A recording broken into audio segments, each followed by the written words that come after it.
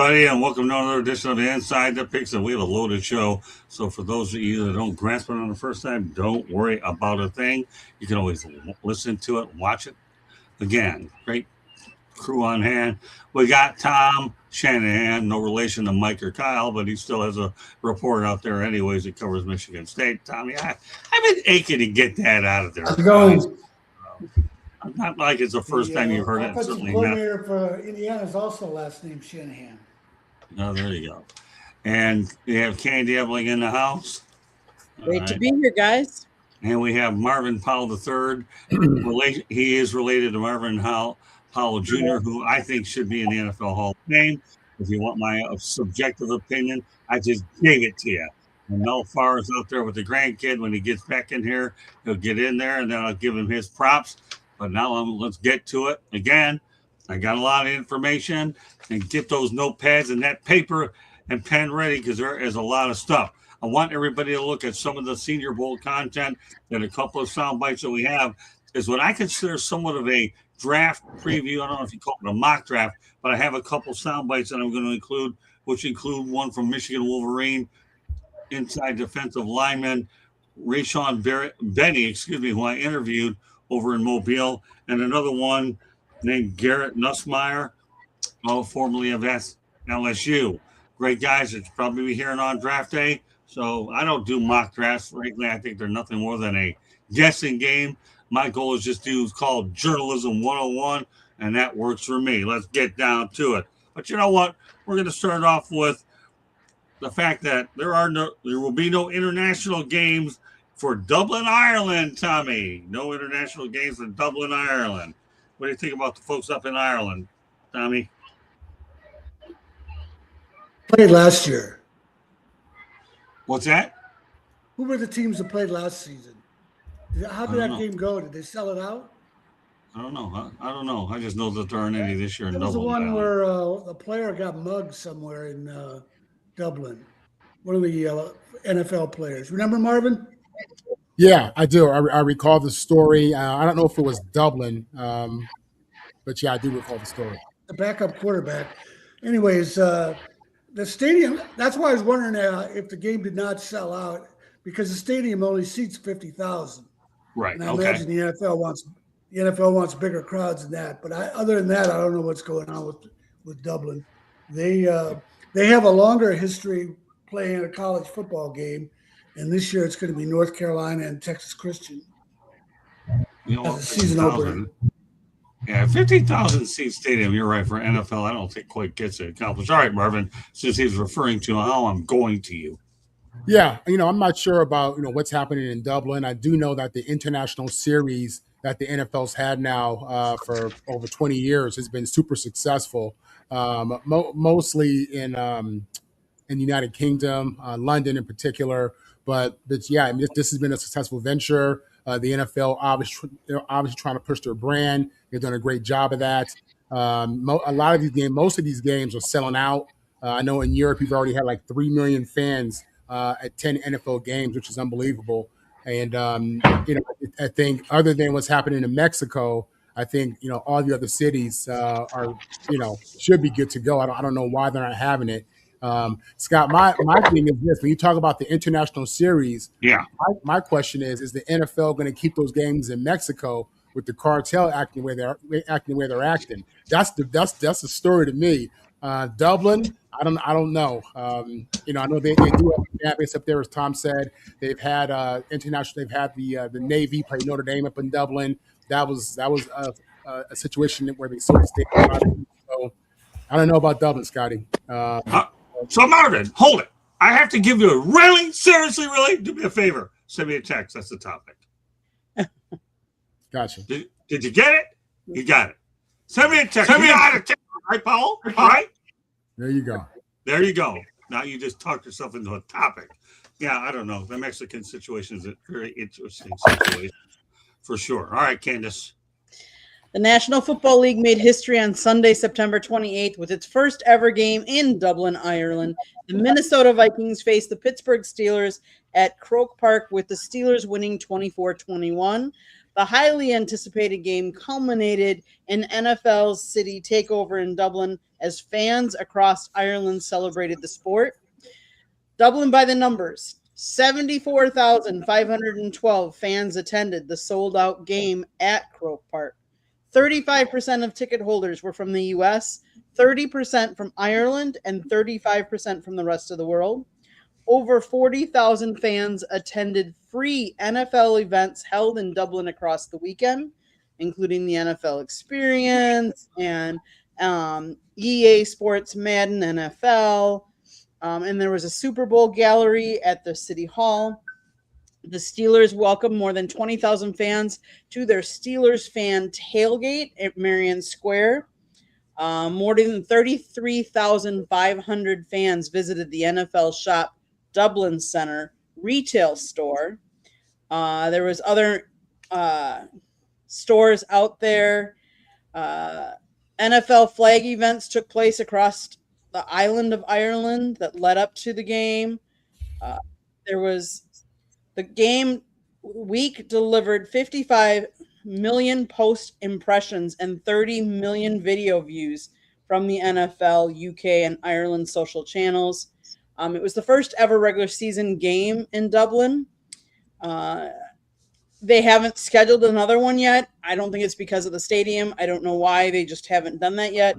I think because they've done some of the other venues, so I think they've got to spread it around because they're going to be like this year. They're doing London, they're doing Berlin, Germany, and Madrid, Spain. So I think they're just trying out some different areas, trying to get that NFL exposure all over internationally. So yeah, okay, Mel. That must be a different stadium than where they play the college games, which I kind of find surprising. Dublin would have two stadiums that big, but yeah, now you mentioned Pittsburgh. Now I remember, yeah, because Aaron Rodriguez was the quarterback. He was complaining he didn't have enough time to go sightseeing on the trip. Tom, they're probably they're probably soccer stadiums. Yeah, but it was Skylar Thompson, the backup quarterback. He was the one that got mugged. Oh, was it Skylar Thompson that got mugged? Okay. All right, Mel, some takes on the Dublin. What's happening in Dublin? I missed the question. I'm sorry. There's no international game there, Mel. we played there last year, and they're not playing there this coming year. Oh, too bad. So sad. So sad. Too bad. I mean, college, they're still playing over there, aren't they? Notre Dame still plays over there, don't they? I don't know if they're coming. Yeah, they play a game there every year. Yeah. So, I mean, yeah. Dublin, Ireland, that's all a part of the UK, right? Isn't it? Or sort of, or not really? Yes. Yes. Mm-hmm. Yes. So they're playing in the UK. What, they're playing there a couple times, aren't they? In London or thereabouts. So they'll have an opportunity to just have to hop on a ferry or a canoe or something like that and get over there, and they'll get an opportunity to watch some games. Do a little island hopping like you do when you go to Hawaii. Yeah, I've actually done that before. I like the island. That was pretty cool stuff. All right, let's go to the NFL. Oh, that's really cool stuff out in Hawaii, just island hopping. Let's talk about the NFL. I want to talk about some of the youngest quarterbacks that start in the Super Bowl, okay? Because there have been quite a few of those. Dan Marino, Super Bowl, was in the Super Bowl. Don't ask me to do the Roman numerals. I'm not good at it, but when we tag it, it'll be better. But he was at 23 years, 127 days. And you have, obviously, Drake May, Super Bowl. He was 23 years, 162 days. Ben Roethlisberger was in a Super Bowl at 23 years and 340 days, it looks like. Then you also have Jared Goff, who was 24 and 97 days. You got Patrick Mahomes in a Super Bowl. He was at 24,112 days. And let's see, you got from there, you end up getting Tom Brady, 24 years, 138 days. Look at this guy. Then you end up getting Jalen Hurts in there, 184 days. You got Drew Bledsoe at 24, 189. And who am I missing? We got Jalen Hurts, you got Tom Brady, You got Jared Goff. You got David Woodley. Oh, there's a name that people should realize. He was at 24 years and 97 days. So I'll read over the list again. You got Dan Marino. You have Drake May, Ben Roethlisberger, Brock Purdy, David Woodley, Jared Goff, Patrick Mahomes, Tom Brady, Jalen Hurts, Drew Bledsoe.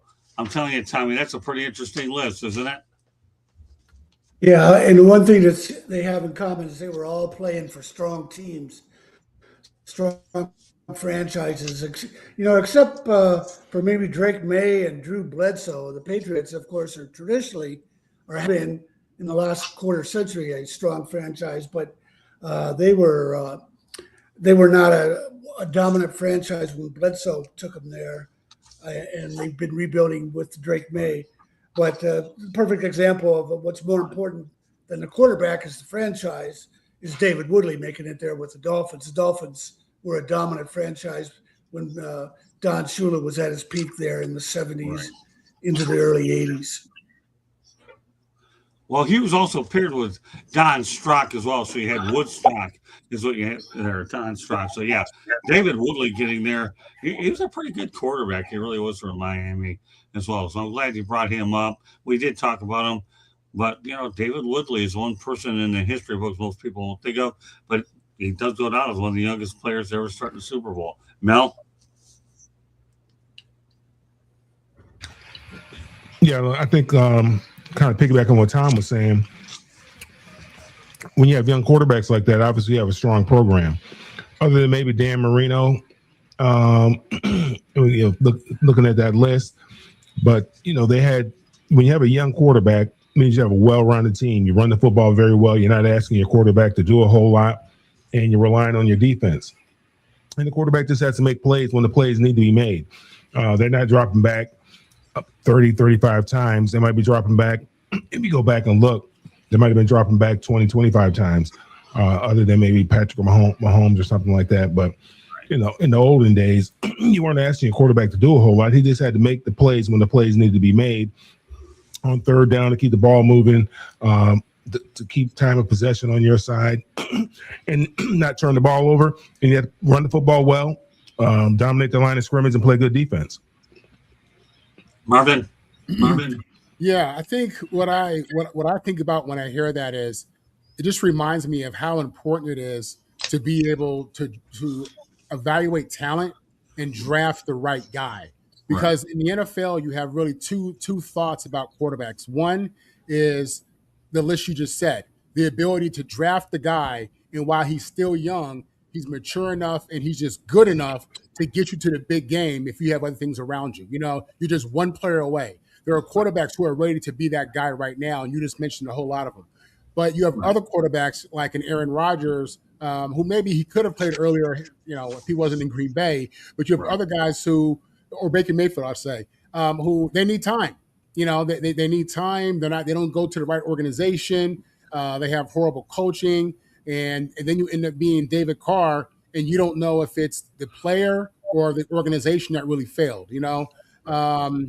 It's as a Jet fan, I love it because what it tells me, if we get the right guy, if we draft the right quarterback, then maybe we can get to the Super Bowl. But no, man, it's two schools of thought. And if you can get the right guy, get him young, and you got pieces out there like Tom and Mel was saying, then you're good, man. All right, Marvin. So I want to ask you a question, Marvin, and that's this. I read off a list of quarterbacks. Okay, I'm really curious to get your opinion of that list of those guys I just mentioned to you. All right, which one of those stands out to you? Pat Mahomes. Okay, probably. Fair enough. Just because I'm sorry for not answering the question. No, you didn't do nothing wrong because you gave me a good. No, let me finish. You didn't do nothing wrong. You gave me a detailed explanation about how the system is. So you didn't do nothing wrong. But I'm just curious as I single out this question to give me one guy that stands out. All this is nothing more than mere follow-up. That's all. Pat Mahomes. One of the things that I hate that media does is they celebrate guys way too soon, I feel like, and I feel like, to me, Peyton Manning is an example of that. But with Mahomes, I mean, once he got going in year two as a full-time starter, I mean, he was rolling, you know what I mean? And that's just, and he was rolling at a high level. And he was a guy who was playing at an MVP level young. year one, year two. So yeah, I think he's different than all those other guys. I mean, he has a ways to go before he catches the GOAT, Tom Brady. But Pat Mahomes is the guy that stands out to me. Okay, so what I'm going to do right now before I turn it over to Candy, who'll probably give me 9 million stats, okay, which is okay because she's really good at it. I want to present this to everybody watching and listening to the show. If there's any quarterback in this group that stands out, please put it in the chat room. And if you don't put it in the chat room, maybe you can, when you watch it or take notes later on, please give us comments. Much of that would be appreciated. Thank you. All right, Candy, go ahead. I thought when you read off that list, what I found interesting is half of that list is from the last 8 years. The other half of the list is from way before. So it's interesting that we're getting more and more young. I mean, I think the league as a whole is getting younger, Right. but that you'd have that many on there. Which ones stood out to me? I thought Brock Purdy, because he was Mr. Irrelevant. Nobody thought he was going to do it, but yet look, he's on that list. 24 years, 46 days. That's pretty. To me, it's pretty impressive. I mean, this is an impressive list, but like I said, I was surprised that half of that list is in the last 8 years. See, I'm sorry, Marvin. Go ahead. No, I was going to say, I think, Kenny, what you're saying is something that I've said as well, is the development of these quarterbacks. It's at a different level now. You see high school kids getting all kind of special training and camps and going to specialized high schools and traveling the country. High school kids are being developed at an all-time level right now. And that's why you're seeing the young freshmen in college have the impact they're having. And now we're seeing it in the NFL. And that's what you're saying, Candy. And, quarterback development has really taken a major step just in the last decade, really. See, what I'm going to do is I'm going David Woodley, and I'll tell you why I'm going with Woodley. I lived in Miami at the time, beginning college at Broward Community College. I happened to live here when Don Shula was bringing him in. I had a chance to cover him early on. Maybe call it a little bit of South Florida bias. I understand. Jeremy Ballrick in the chat room says, good evening, Max. Crosby trade is voided due to not passing his physical per I think it's Diana Rossini is who's saying. I'm sure Candy will bring it up and fire up. I'll certainly be bringing it up on next week's edition of Inside the Pigskin as well. And by the way, Jeremy, if it makes you feel any good, yours truly is going to be on fire up. And I got to guarantee you, if you get on that show with me, I'm going to light you up because I've got a lot of energy to do 2 shows this week. So on Thursday and 2 on Wednesday, and I get to do one big one tonight. So we'll address that on next week's edition of Inside the Pigskin. But thanks for participating in the chat room, Jeremy. Much appreciated. So with that said, we're going to – I said it to the top of the show, and I'm going to say it again. Treat this show as somewhat of a little mini mock draft with a lot of information. And here's where we're going to go. And then we're going to go to our first sound bite of the evening. Player stock who went up in the Senior Bowl. Garrett Nussmeier, LSU Tigers. Tyron Montgomery, John Carroll University. Derek Moore, the Michigan Wolverines. Caleb Banks, Florida Gators. Zion Young, Missouri Tigers. Fred Davis, Northwestern Wildcats. Justin Jolly, North NC State Wolfpack. I won't hold that against you, Dave Doran. I'll have my piece of the action with you later in July. And my students, Brad Walker, went out there and said, Scott, I can't wait for you to get this guy. Yeah, that's Brad Walker, people. One of my young guys on the rise. Okay. But Malachi Fields of Notre Dame, Matt Ihenacker. Oh, I hope I didn't. I don't think I did. It's all right with that one. Arizona State University Sun Devils. Before I let the group talk, Candy, go to the soundbite. And the guy we're going to actually go to is Garrett Nussmeier, who actually spoke to me, yours truly, at the Senior Bowl. I got the best I could get him. I had 2 cracks at the guy. I had him after postgame at the Senior Bowl, and I don't know what Candy has, but I'll tell you one thing. I was impressed by Nussmeier. Go ahead, Candy. And then I want everybody on this group here to talk about some of these players and give us your perspective. All right, Candy, go roll it.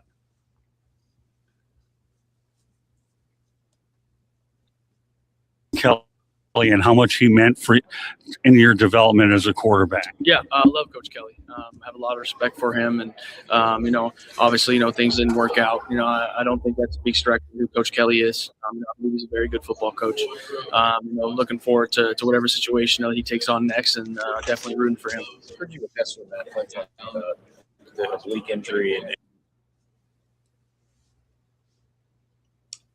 that the only one? Don't you have a little bit more than that, Candy? Okay. I mean, it went to a different person's question. All right, well, just go ahead and keep rolling. I want to make sure everybody hears. First one, just, I was asking him about his former coach, Brian Kelly. Candy, continue to roll. I want everybody to have an opportunity to go out there and get the next one. Go ahead, Can. Okay. And trying to throw with him. What was that like this season? Yeah, frustrating for sure. A feeling of helplessness at times, of feeling like we were doing the right things and not making any progress, and definitely kind of just was a snowball of things. Absolutely. But honestly, thankful to have gone through what I went through. Ultimately, it will make me a better player, and the adversity that I had to go through this year and throughout my time at LSU has built me into who I am today. How hard was that? You clearly didn't want to come off the field. Yeah. But obviously, you were compromised. So how did you handle that? Yeah. Well, one, receiving the honor of wearing 18 at LSU, that comes with the responsibility. And it didn't matter if I had one leg, I was going to go out there. And so I'm a competitor at heart, and, whatever it took to get me to be able to play that Saturday, I was willing to do it. And I don't go back. Garrett, what's the biggest thing you think you feel like you can do? And show what I can do. You're in a I'd say. Trying to take care of me. It was just a rare deal. It was a really weird deal, and something that unfortunately I went through. And I felt like I was in the best shape I'd ever been in before the season. I felt like I was strong at the right weight and throwing the ball better than ever. And obviously I'm big in my faith, and my foundation is in Jesus Christ. And so I believe everything happens for a reason. And so when it's a time where you feel like that shouldn't have happened and it happened, it's hard to honestly regret it, because you feel like it's kind of God's plan. And so just trusting it, trying to get healthy now and get back to work. How would you evaluate your play? All right, did you get the second one, Candy? Let me get this. Let me get the second one going here. Hold on a second. Okay. I have to. Give me a second, because that was a different spot. It's okay. It's good everybody can hear some of the other reporters as well, because there's a guy that had a tough year under Brian Kelly, but you know what? But he ended up becoming, I think, one of the most valuable players in the Senior Bowl. We were able to catch him early. Candy will go to the tape, and then I'd like everybody's opinion on it, please. Go ahead, Candy. Hold on. I'm trying to. I lost it. Hold on a second. Where is his? Give me a second. Right here. Okay.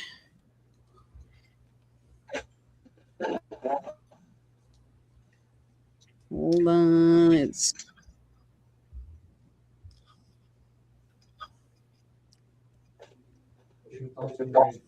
Yeah, just an awesome experience.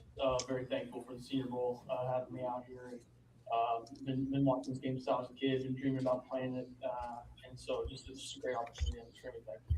Yeah, scored the first two drives. Yeah. I mean, I think as Coach said, we had a very good showing from the offensive line, and able to kind of maul some guys off the line of scrimmage and get the run game going early, and so that helps a lot when you're playing a football game. Garrett, do you feel like you accomplished what you want to accomplish here throughout the course of the weekend? Yeah. Well, I didn't come here to prove anything. I just wanted to come out here and show that Garrett Nussmeier at his best is enough. And so, just again, thankful to have this opportunity to play football again. Are you cold, or are you feeling the message with the No, I'm cold for sure. I mean, of course, I support my pops, but yeah, I'm cold. That's for sure. So, Gary, you said you didn't have anything to prove. But when I talked to you a couple of days ago about your career at LSU, and it was a little frustrating. Doesn't it feel somewhat better, though, when you play at the Senior Bowl with a lot more eyes on you, where there's a little bit more on the line that, hey, this is pretty good. We had a little bit of a hiccup here, but now it's time to say, hey, we've had a pretty good game. Winning an MVP isn't the worst thing in the world as you proceed in this draft process. Yeah. Well, first, I wouldn't say there was more on the line today than there is in Tiger Stadium. In Death Valley, right. Playing against Alabama or playing against A&M. And so at the end of the day, look, this is still playing football. And so just having the opportunity to come out here and do that, I'm extremely blessed and thankful for it. I haven't been able to play football in 3 months. And so just to be able to get back on the field, put some pads on, be live, and get hit a couple times, it felt good. All right, good. So what we did in this sequence here is I got the before and after, you know what I'm saying? And obviously the after, mind you, okay, it was 34 degrees in Alabama. I had to go to some of those, what do they call them, Busey's places, whatever it is. Isn't that one of the big things where you have, and I had to stock up on cold weather stuff because I didn't expect what I ended up in there. Close enough. It's Bucceed or whatever. I don't know. I think I can Buc-ee's. spell it better than I can pronounce it. But anyway, okay. Garrett Musmeyer is a guy who had a really good game at the game, albeit 34 degrees and probably the coldest game in Senior Bowl history. And then he had to overcome Brian Kelly. Marvin, this is a two-part interview, at least what we have of it. What are your thoughts about the before and after question and Garrett Nussmeier? All right. So from what I could hear, it sounded like a lot of coach talk, to be honest with you. And then I remember that he's a son of a coach. His dad is an NFL quarterback coach. And I'm familiar with the player just because LSU played USC. USC won. He looked good as a player. But yeah, when I hear him talk, I like his question. I like his answers. I think he speaks with genuine humility and gratitude. I thought you were going to pin him with your question when you were talking about how you said, what do you mean you have nothing to prove? You said when I spoke to you last time, and I thought you were going to go in on him right there and call him out for something, Scott. But no, I'm there. I was waiting for but no, I thought his answers were what you want to hear if you're an NFL scout. That's what I say. I thought his response showed maturity and leadership, and I thought he did a good job at the mic. In regards to separating two questions, I don't know if I have a good response for that. I mean, I thought he did a good job in both instances. So, come on, Paul. How long you been around me? Long enough, right, man? Geez, okay, pal. Sent you business cards and sent you a book. Sent you a hat. At least you're wearing it, anyways. And you're right. I didn't have to pin him here because what I had done earlier, and again, we only had time for just 2 clips. Is what we had. Is I had pinned him a little bit more on the first half than I did the second. No, I didn't need to. I was more interested at that time about getting his after game comment. Didn't need to do it. Mm-hmm. But if I want to pin the tail on a player, don't worry. I've done enough of those over the years. So, Marvin, I'm going to go back to the other part of that question. I gave you a list of players. Any thoughts about some of the other players that stand on the list? And I want everybody to follow what I'm doing to Marvin because you're going to be asked to do the same critique. Yeah, so to be honest with you, when you read the list off, Nussmeier was the guy I was thinking about just because I saw him play a full game against my Trojans. And I'll be honest with you, I always root when I hear that a guy, is the son of a ex-player or a son of a coach. I always root for that kid because I know what that is and what that comes with to a degree. And it's a different experience. So, and I like him as a player. I think he's a good player. He's a guy who could have came out last year. He chose not to. I think that he's a guy who isn't going to be your instant take you to the Super Bowl right now, like we spoke about with the last question. I think he's a guy who gets behind somebody like Aaron Rodgers and learns a little bit. But I think he could be a player. He's a guy that stands out to me. All right, Mel, who stands out to you? Your thoughts about the interview, the questions and the kid. Yeah, I think the kid, he sounded like he was in a job interview. I think he said all the right stuff. All the stuff that you would expect, as Marvin alluded to, a coach's son to say. Somebody who's been around the game for a very long time and had a disappointing season, albeit. It's unfortunate for him, but I believe he went out there and had a chip on his shoulder. He wanted to go out there and prove that he still is the same person that everybody really had as a first round draft pick going into the preseason of 2025 before the season started. And LSU, they kind of stumbled out the blocks and didn't have a typical LSU type of a year. And so obviously the first thing you look at, you're gonna look at the coach and you're gonna look at the quarterback. So I think he said all the right things. I think he said all the things that you would expect him to say. Now, as far as, I think everybody, when you go to the Senior Bowl, most of the guys that go to the Senior Bowl and participate in the Senior Bowl, all of them have something to prove. All of them are there for a reason. All of them are trying to increase their draft stock. Now, I didn't watch the Senior Bowl. I didn't watch anything regarding the Senior Bowl. So I can't say other than, and I really didn't, I don't think after that week that I really listened to, any type of sports talk shows or anything like that to see who did well or who might have increased their draft stock at the Senior Bowl. So I don't know. I couldn't say who came out looking good. And some of the names that you rattled off, most of those guys I've never heard of. So I mean, all of them have an opportunity to make a name for themselves, because all it takes is one. That's what Dusty Baker said. He's talking to some young kids, and there were some young guys, some minor leaguers, and he was speaking to them. All it takes is one guy to fall in love with you, and that one guy go to bat with you. So I don't know. I don't know how many guys got somebody to fall in love with them, but all it takes is one. Tommy? Yeah, the thing that stood out for me was when he talked about how they couldn't understand why LSU had such a disappointing season. He said each week they thought they were doing the right things in practice and they were making progress, but then they wouldn't play well. To me, that says he's not going to take things for granted. He knows there's a lot that goes into being successful besides just working hard and having a talent. Because here's the Senior Bowl's in January. The draft is what, late April? Right. And then they're going to report to camps in the last week of July or so. So that's a lot of time in between the Senior Bowl, the draft, and camp actually opening when you have to prove yourself. If you're a guy like Ryan Leaf, you spend all that time partying.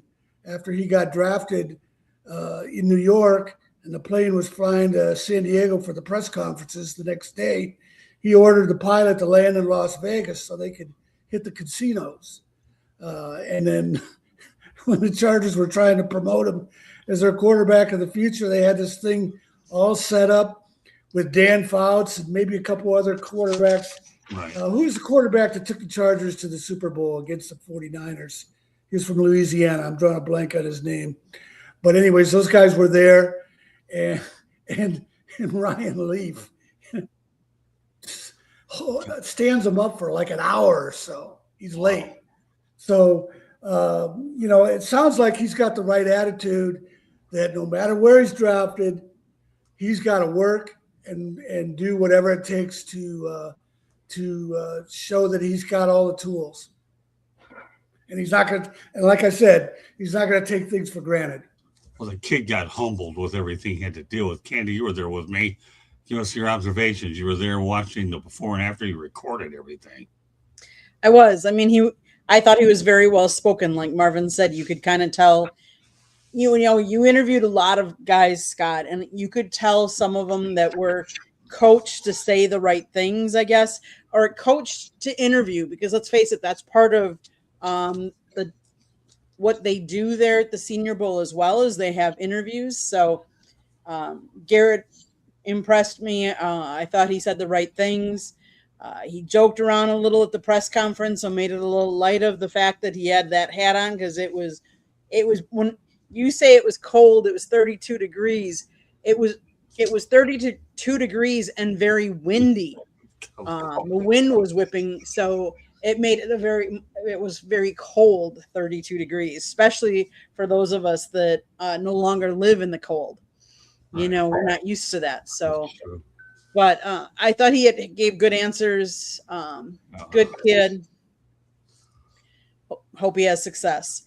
But as for the list of other players that you had, as far as who sticks out, Malachi Fields had some really amazing catches during the week, so I think he sticks out. And I don't know if you had Bud Clark on your list, but he actually had a one-handed interception on a pass that was intended for North Carolina State tight end Justin Jolly. That was one of the highlights of the week too, and he's done really well over at TCU. He's had 15 interceptions in the last 4 seasons, so he might be another player to watch.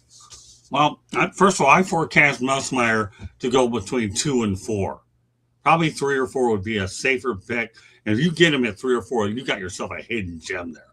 You really do. And then he has an opportunity, like a lot of us want to see, for him to sit a little bit. That's like what Marvin mentioned earlier about Rodgers. Could he have been a younger guy in the Super Bowl if he hadn't sit? Well, all he did was sit behind Brett Favre. So what you got to lose by learning from a guy that doesn't miss games until he finally decides to leave. But again, this guy here, Garrett Nussmeier, is a hidden gem. But since we're on the college team, here's what we're going to do. I interviewed former Michigan player Rayshawn Benny, another interior defensive lineman.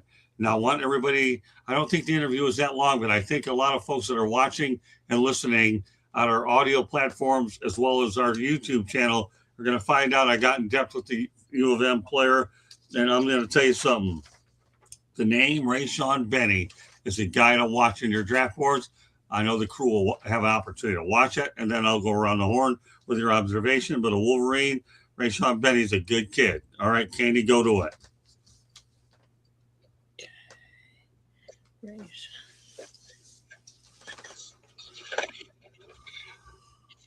How you doing? All right, how are you doing? Doing good. All right, thanks. Hello, ready?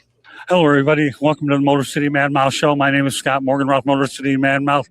Please be joined by Rayshawn Benny. And, Rayshawn, how are things going here at the Senior Bowl for you? Things is going good, just being out here with some of the best players across the country, going into this draft, just excited to be able to compete with some of the best. All right, so let's talk about your time over at Michigan. I know that you did have a national championship. You were part of a national championship. Yep.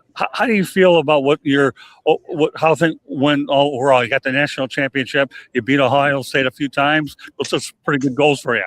I was about to say, it made everything. I was about to say, I feel like I accomplished everything that I could imagine in college. Things that I didn't imagine to accomplish, we made happen, as far as winning the Big Ten, the national championship, just a whole bunch of things that, a lot of people never really had, in sight for us when I first got to Michigan, being where kind of the program was at coming off of the 2-4 season. Just everything we was able to accomplish in such a little time. Well, what type of influence did Jim Harbaugh have over you? Obviously, hey, listen, you got a couple of Harbaughs over in the National Football League, but let's talk about Jim Harbaugh's influence over you.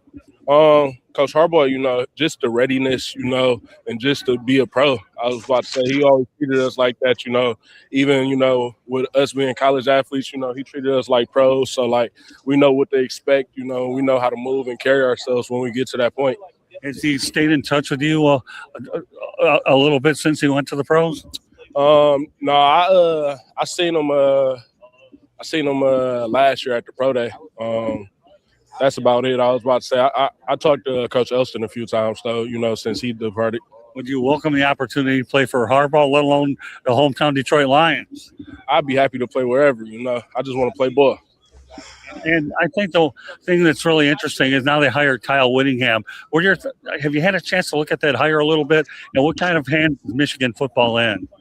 Well, I mean, I know he's a good coach. I know he had the Utah program that's not, supposedly known for being, the best football school. I know he had them winning for a lot of years, and even a few times while he was there, they beat Michigan. So just knowing, that I think they got the right guy. I think he built the program back up, with keeping some of the players that, I felt like he needed to keep, and just getting the right people in to fill in positions with players we lost. Yeah, tell me a little bit about Bryce Underwood. What are your thoughts about him as a quarterback? He has upside potential. Now they're going to bring a quarterback coach and a bona fide offensive coordinator. Yeah, he's going to be good.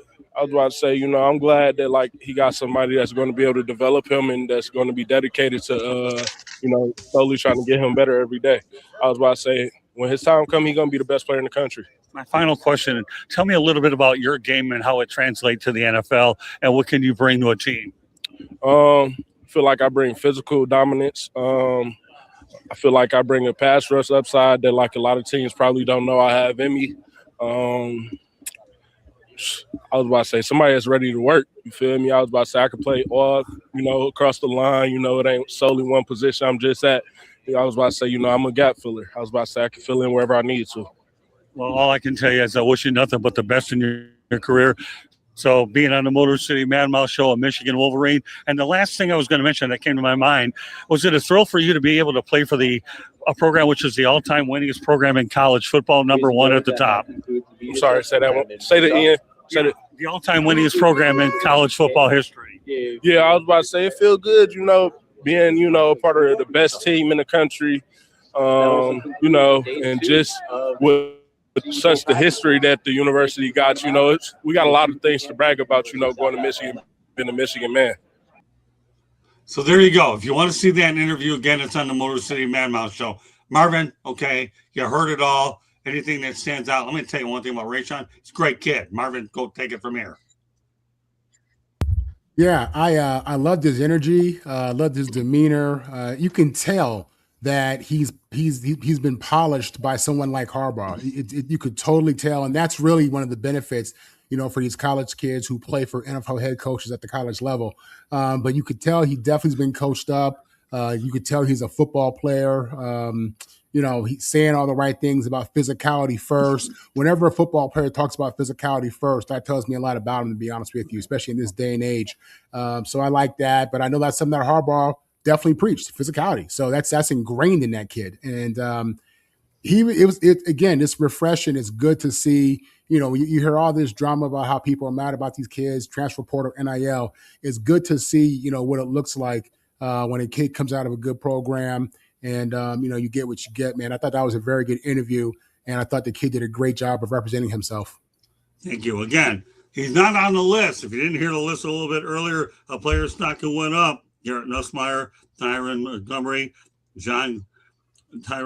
Derek Moore, Caleb Banks, Zion Young, Fred Davis, Justin Jolly, Malachi Fields, Max Ihanacher, and now you can, in my opinion, you can add Rayshawn Benny to the list. All right, Mel, some thoughts about the kid from Michigan.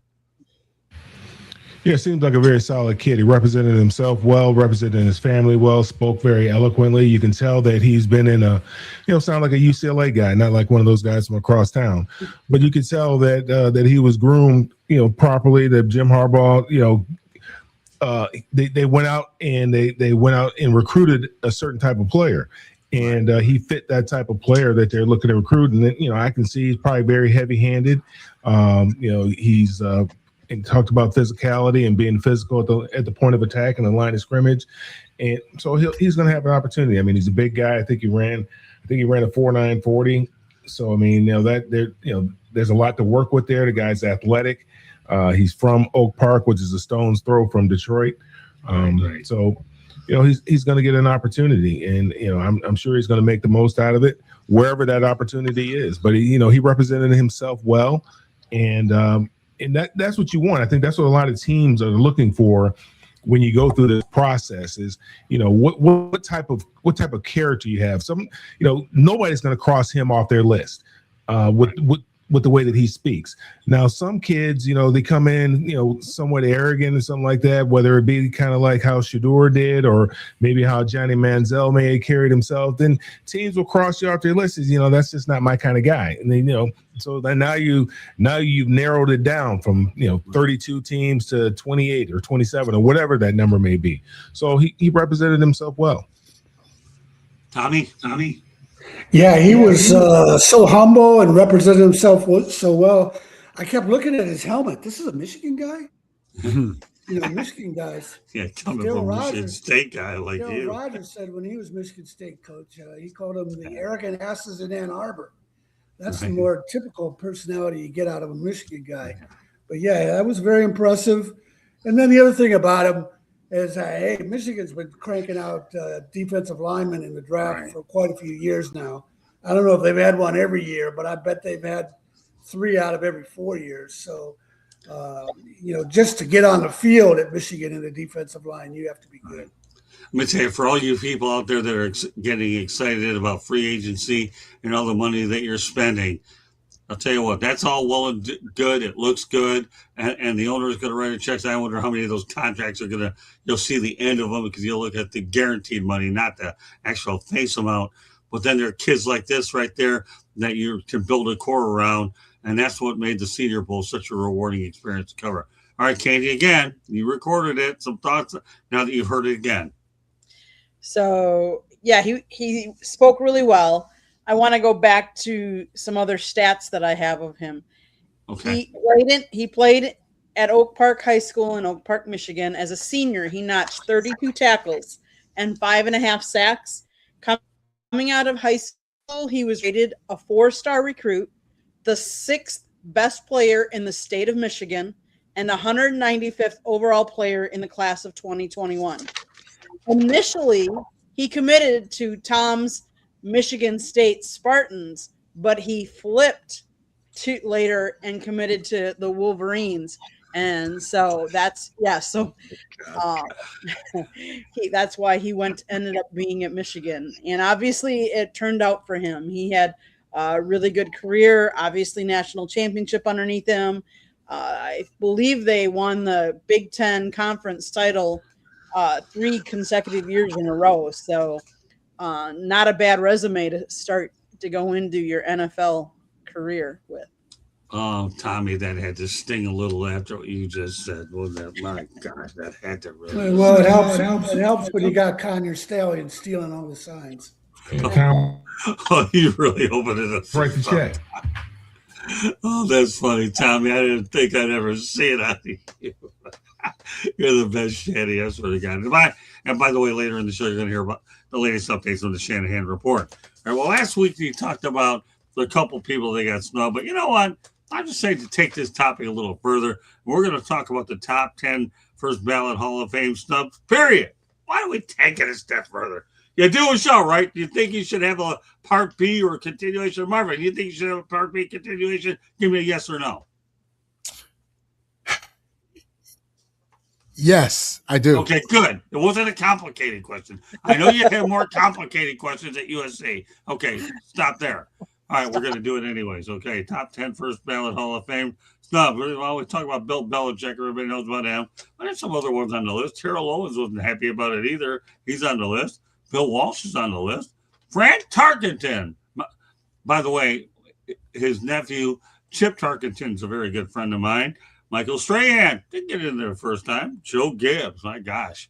I mean, all those Super Bowls didn't get any job done. Chris Carter didn't get it done. But one name that stands out to me, people, is Dick Night Train Lane. Dick Night Train Lane. Let me tell you a story about Dick, okay? When I first started in the business in 1979, I'm at the Michigan State Fairgrounds, and I was actually producing the show remotely, screening the calls, and Dick Night Train Lane was right next to me. I got to sit with this guy for a couple hours on a Saturday night. I wish I would have had a camera phone. Oh, am I depressed? 17 years old. Nobody even knows if I even heard of a mobile phone back then. But Dick Night Train Lane, the memories are still fresh. Too bad you got snubbed, but I had to pay. I'm going to tell you what. I'm dedicating this show right now to Dick Night Train Lane, my hero way back in the day when I was nothing more than just a young pup who probably weighed about 105 pounds. Well, you take my weight now and you can figure it's a little bit more. And Kevin Green is on the list, and Marvin Harrison, no relation to Marvin Powell, is on it as well. There you go. Yes, Friend Zone, Dick Night Train Lane, the defensive back. Look at this guy. I'll tell you, Friend Zone millionaire. You gave a millionaire. You Fran Tarkenton, love watching those Vikings teams. Yeah, this cousin Chip is a class. By the way, we're good friends. And Dick Night Train Lane. Yes, you heard it, Friend Zone. All right, Tommy, what are your thoughts about the top first ballot Hall of Fame snubs? Belichick has some pretty good company, doesn't he?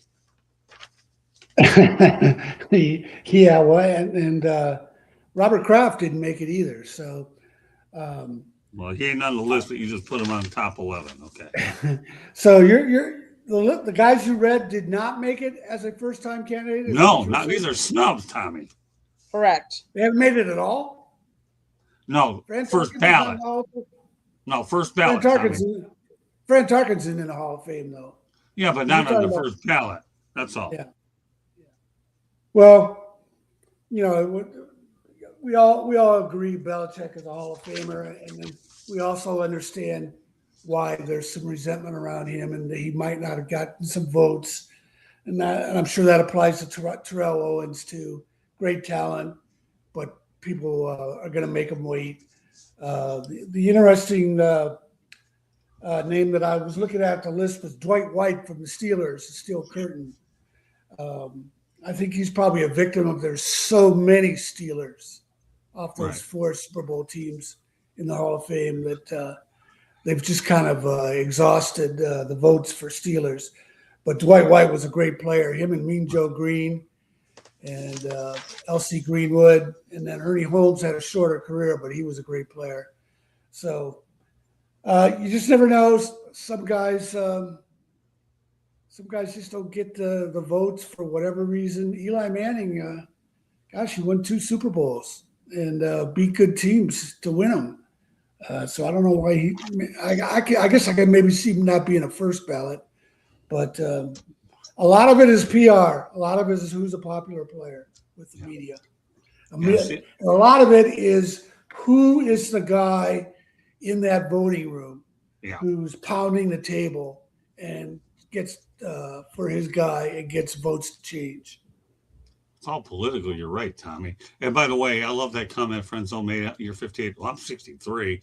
I didn't really know. I didn't see him play much, and I read about him. But I think the biggest thing, Friendzone, was actually meeting the guy and spending a couple hours with him as I was going out there and doing that sports talk show. And by the way, that was a sports talk show that, for those of you that are familiar in Detroit, I did it with Jimmy Butchikaris, who ran the Lindale AC downtown.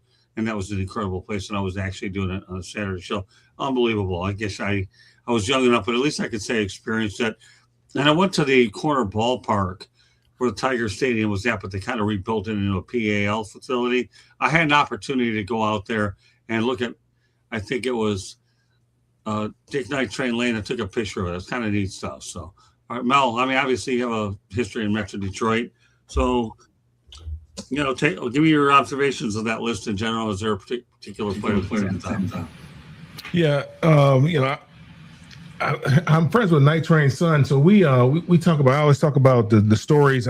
You know, he talks about the stories that he heard from his dad about my dad. I talk about the stories I hear. I've heard about his dad from my dad and my uncle, and you know, Night Train. He really didn't go to college. You know, he played baseball for a little bit and went to the Negro League.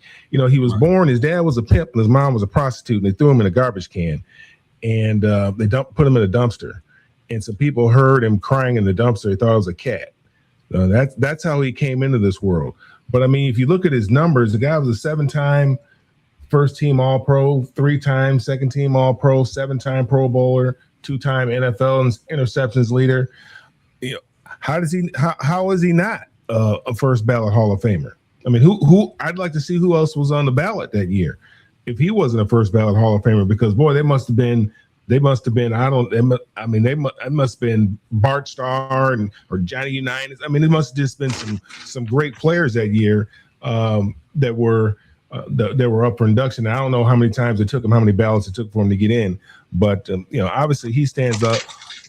He stands out. But you know, Lomas Brown is another guy, and I've been talking about. I've been beating the table about Lomas Brown. There's no reason in the world why Lomas Brown should not be in the Hall of Fame. Have you ever seen any clips of Night Train, Marvin? Yes, I have. Okay, yeah, I mean, they outlawed the clothesline because of him. I mean, that's how he came and attacked him. He said it was a fine line between breaking your arm and the perfect tackle. I mean, the guy would be running, and all of a sudden, out of nowhere, you just see him just come take somebody's head off. I mean, they outlawed the tackle. So I mean, that's how you know you're a bad SOB, when they outlaw something that you created. Right. Great points, Mel. I love it. All right, Marvin, he just set you up. Go on, take it from there. Yeah, you know, growing up, I also heard stories of Night Train Lane from my dad, and I think that's the popular pick here. I'll tell you, one of the names that you said that I'm always thinking about is Fran Tarkenton. Right. You know, Okay. when he retired, he had all the records. I mean, he was the guy. You know what I'm saying? He had all the records, and I think for him to not be a first ballot Hall of Famer speaks to how the game has evolved from the running back, you know, is the guy, to now it's all about the quarterback. You know what I'm saying? And people, even 5 years after his retirement, couldn't acknowledge that the guy who had all the records was probably a really good player. You know what I'm saying? And I mean, it's just weird. I mean, if any player today has all the records like he had and they retire, they'll be a first ballot Hall of Famer. I think they held the fact that he didn't win a Super Bowl against him. I mean, they went to 4 Super Bowls and he didn't win. That's it, Mel. You just said it. Yeah, I think that's one of those Super Bowls. I guarantee you, he would have been a first ballot Hall of Famer. Not saying that he didn't deserve to be one, but I think that, you know, I think those writers, I think they hold that again. I think they held that against him. And that's why I think there should be a plan for guys who aren't voted in, to some kind of continual plan, because these voters are too emotional. You know what I'm saying? And we got to get to a point where we can get people who are objective, voting for these guys. So, yeah. Well, Mel, you're 100% right. When you go 0-4 in the Super Bowl, writers are definitely going to hold it against you. They're not going to say that you obviously went to 4 Super Bowls, that's your ticket in. I mean, Jim Kelly was an over in the Super Bowl. Remember, though, he had a heck of a career. And when you look at Jim Kelly, there's a guy that started out with the Houston Gamblers and ended up going out there and moving to the Buffalo Bills. So that to me is just unbelievable. But he didn't win one either. So great points by all three. But Andy, he go ahead. actually didn't he actually like invent the word scramble? Didn't they coin that word scramble because of him? The way that he used to run around the pocket? Pretty much, so. Yeah. I think the word scramble was because of them. Okay. Yeah. You guys have set this. Particularly at the NFL level. Yeah. The scramble is because of. The other thing, I want to add one thing about Night Train Lane. The other thing is his interception numbers are also remarkable when you consider how little the ball was thrown back then. Right. We got again, yeah. Go ahead. Oh no, that's okay, Marvin. No, go ahead. All right, we got anything left for Candy here? She's a stack. I'm sure she'll come up with something here. Well, I'm going to go a different way because I'm going to say I was kind of surprised that Bill Walsh, the inventor of the West Coast offense. I mean, we now talk about an offense that he created, and yet he wasn't a first time. Right. I mean, he in 10 years with the San Francisco, he turned the 49ers into a dynasty, reaching the playoffs 7 times in 8 years and winning 3 Super Bowls along the way. He had a regular season of 92, 59, and 1, and he went 10-4 in the playoffs. His 10 49ers teams won 10 or more games 7 times. And I think just naming an offense for what he did, I'm surprised he wasn't a first-time ballot Hall of Famer. But like we've said, all of these guys weren't. And I think part of the reason is that I believe in the NFL, you only can put so many players in. And if someone's on their last time to get in, would you rather see that person get in his last time or somebody get on a first ballot? So I think how they come up with the voting and how many they do needs to be changed. But let's go to the chat room. Yeah. That friend zone's got a point here. At some point, all those extra playoff games got to catch up with you and the NFL on consecutive successful teams. No question about it. Really not much. Yeah, I want to jump in here. I didn't realize ahead. Walsh was not a first-time Hall of Famer. I missed that part. Well, if all right. Bill Walsh was not a first-time Hall of Famer, that dramatically reduces the drama over Bill Belichick not being a first-time Hall of Famer. Because if I had to choose between Walsh and Belichick, it's not even close. Walsh is the better coach. Yeah. He turned around the 49ers overnight, and he won Super Bowls. Not as many, just because he didn't coach as long as Belichick, but he won at the same percentage. Belichick had 4 of 5 losing seasons in Cleveland. Well, not only that, Belichick didn't do anything when Tom Brady left. So you can take that on top of what you're saying. You're right there, Tommy. All right, well, I'll tell you, this is a pretty good topic. So Bill Belichick, Bill Walsh fans aren't giving you any sympathy at all. Ever heard of Joe Montana? He was pretty good, too. All right, as we continue the narrative, okay, former Lions running back Javed Best is now a police officer with the San Francisco Police Department, Tommy. Now, to Javed Best credit, this guy unfortunately dealt with a lot of concussion issues, and his career was cut short because of head injuries. But I'll tell you, he's doing the noble thing. He's with the San Francisco Police Department. Some thoughts? Yeah, that's great. I don't know if that was always one of his ambitions. I see that he was coaching a high school team, but he's still coaching at Bishop O'Dowd, which is a powerhouse up in the Bay Area. So I imagine he's able to balance his police schedule and still be able to coach. I imagine that appeals to him. But, I'd want to know more about what his career goal ambitions were beforehand. I'll just have to say here, he's a real cop, not a fake one like Herschel Walker. Well, I'm telling you, he played for the Detroit Lions. Gave it a good run with the Detroit Lions. I don't know why you mentioned Herschel Walker. That is too much. All right, Mel, go ahead. That was funny. You're talking about Java Best becoming a police officer? I mean, everybody's got to get a. I mean, most everybody's going to have to get themselves a regular JLB once they leave the game. I mean, that's an honorable thing to do, to be a police officer. It's not something I could do or I would do, but there's a way that he can have an impact on youth in that area. It's great for him. After JLB, most everybody, 95% of the folks that leave that game have to give themselves a JLB. So, that's good for him. Yeah, like I said, the guy had concussions and head injuries, and he found a really credible profession. All right, Marvin. Yeah. Like I'm kind of with Mel. Honorable profession, no doubt. One of my younger brothers is a police officer. And it's a tough job, and I'm thankful that we have police, no doubt about it. But that's not what I'm doing in this political climate and these economic times, and with all these crazy people out here. I mean, I guess on one hand, I'm familiar with Javid. He went to Cal. I saw him play a bunch in college, and I've seen a few interviews. Good dude, but man, you talk about putting your body in hazard's way, having to wear a vest every day. Right. Again, nothing but respect for those guys in blue. No doubt about it. We've got a lot of good cops out there. But with that degree out of Berkeley, man, you could have probably made some bread doing something else. But if it's in his heart to serve, then that's what it is, and he's happy. So, well, put it this way: Pat Tillman went in the military, and the worst thing in the world. Unfortunately, didn't. No. He was tragically killed. But no, let me just finish my thought. He was tragically killed in the line of duty, so to speak. But Javid Best is the best for being able to go out there and protect and become a first responder. That's all I'll say about it. Candy? When he retired from football, at the time, neurologists were just beginning to understand the sport's connection with long-term brain damage.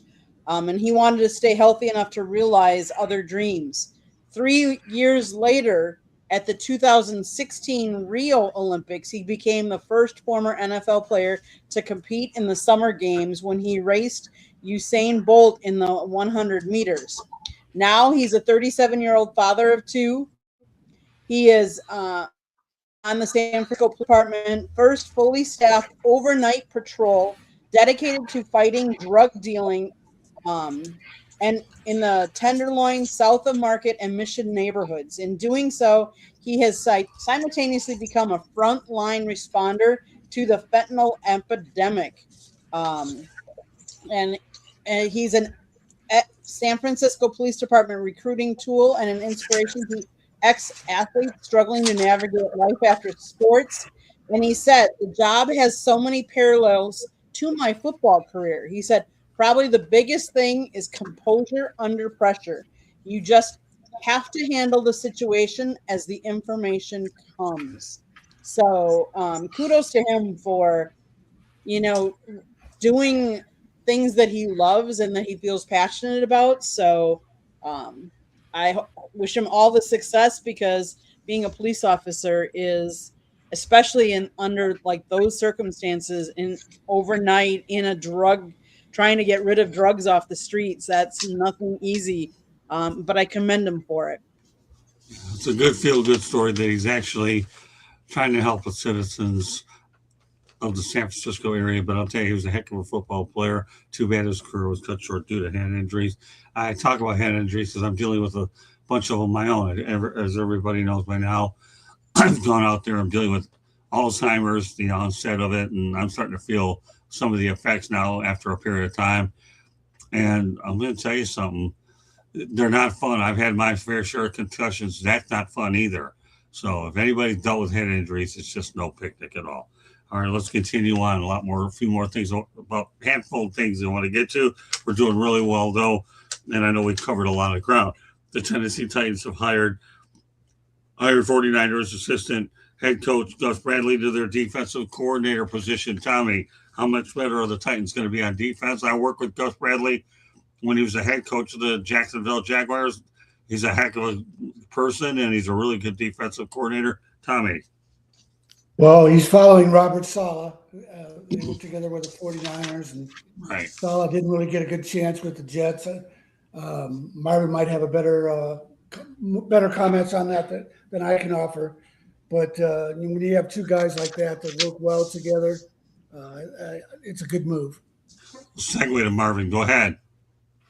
Yeah, Gus is well respected in this league. I know he's a guy who has a son in the league. His son's a quarterback right now in the NFL. But just connecting back with Saleh. Saleh is one of the premier defensive minds in the NFL, and Gus Bradley has, he has head coaching experience. He's a defensive guy, and I think it's great for Tennessee. I mean, their defense would be that much better. Hey, Mel. Yeah, I'll ditto what Marvin said. I mean, didn't do very well as a head coach. But some guys aren't head coach material. But it's just it's like musical chairs with these guys. You get buddies and you keep moving along with your buddies. They're always going to have themselves a job until they decide that they don't want to have a job, or till somebody figures out that they're a phony. So we'll just have to see. I don't know a whole lot about Gus. I know he was with Jacksonville for a long period of time. They weren't very good then. Good for him. It's a guy in demand, Candy. Gus Bradley really became prominent when he was defensive coordinator for the Seahawks from 2009 to 2012, where he was the original play caller of the team's Legion of Boom secondary. And he went to Jacksonville from 2013 to 16. After that, he was defensive coordinator for the Los Angeles Chargers, the Las Vegas Raiders, Indianapolis Colts. He also served as assistant head coach for 49ers, and now he's with Tennessee. What we've said before, just like Mel alluded to, some coaches are better as a defensive or offensive coordinators and it doesn't transpose to being a good head coach. So obviously he's back in the coaching the defensive like he started when he became really known. Kudos to them. I think Tennessee is moving up and has a prominent future. Okay. Again, I wish Gus Bradley a lot well in Tennessee. I think the Tennessee Titans, to me, they're spending money in free agency for sure. So Robert Saleh is looking to move this rebuild, and he's surrounding himself with some good coaches for sure. Back to the chat room. Candy, go ahead and read Friend Zone's comments, please. I heard Irvin and Smith talking about those Cowboys teams and how much they worked out together. They agreed that they don't understand how guys team build these days, training individually. Well said. Sometimes you wonder. All right, well, Kansas City Chiefs added a little bit of quarterback depth when they signed former State Signal caller Jake Hayner. If Mahomes is not ready by week one, he's played in 8 NFL games, completing 46.2% of his passes, 226 yards, a touchdown, 1 interception, and 6 sacks. What do you think, Tommy, about Jake Hayner as a backup to Pat Mahomes? Do you think he's a serviceable guy? Well, we don't really know if he's a serviceable guy, but he better be ready to play. Mahomes, obviously, he's a great player, but anybody who's had a knee injury, you got to worry about what's going to happen next. Mel? Oh, just by those numbers you read off, obviously they expect Mahomes to be ready. If that's gonna be the guy, they're in trouble. So obviously they're expecting Pat to be ready. I think he's on the timeline to be ready. ACLs aren't like what they used to be, where guys would take a guy a year and a half to get back at the quarterback position. These guys are coming back in 6 months or whatever. So I'm pretty sure he'll be ready for mini camp probably be running around a little bit, and he'll probably be full tilt. If not, maybe not full tilt, but I mean, he'll be limited during training camp. But day one, he's going to be ready to go, because if they have to rely on that guy, they're in trouble. Just based on those numbers you read off. That's all. I don't know the guy. I'm just saying, based on the number, I give you the I can complete 46% with my left hand. Well, I think you need to come out of retirement, brother. No, I'll give you the numbers the way I see them, and you guys formulate your own opinions. All right, Paul, I'll come out for the salary they're paying him. I'll come out. Then maybe you got to put in a phone call. I'm sure they're taking applications. All right, Paul, take it over. I'm handing it off to you. Yeah, I got a different take. I like it for two reasons. Number one, the Kansas City Chiefs have agreed to terms with Kenneth Walker, Super Bowl MVP running back, which tells you a lot about what they're planning on doing with the offense. Right. And two, if Andy Reid signs off on this guy, out of all the quarterbacks that he can sign, I'm good with that. That tells me that there's something specific about this guy's skill or his, the way he plays that he feels, is great for his system. There's probably a coach on their staff who coached his kids somewhere else that said, Andy, this guy is better than people think he is. So between Andy Reid doing the research, being the quarterback guy that he is, and Kenneth Walker, who just got paid that thing at like $25 million guaranteed. And I know the Chiefs, we're seeing it. Kelsey's coming back. I think they're signed a receiver as well. I mean, yeah, I feel okay with it. Is he Mahomes? No, but it looks like this is going to be the Kenneth Walker show. Yeah, you know what, Marvin, how you mentioned that, we're going to talk more about Kenneth Walker on next week's edition of Inside the Picton. But since I brought the signing up, he certainly will be able to help this guy a little bit. I know Mel's already coming out of retirement to take his place, so I'll go out there and throw the rock over to Candy. Scott, listen, Mel, the NFL minimum right now is like 800 G's. You know what I'm saying? So if you come out, that's a nice check. I think the veterans is like $1 million. That's what Tua's getting from the Falcons. He's getting all right, Mel. I'm talking about Tua next. We're talking about this standpoint.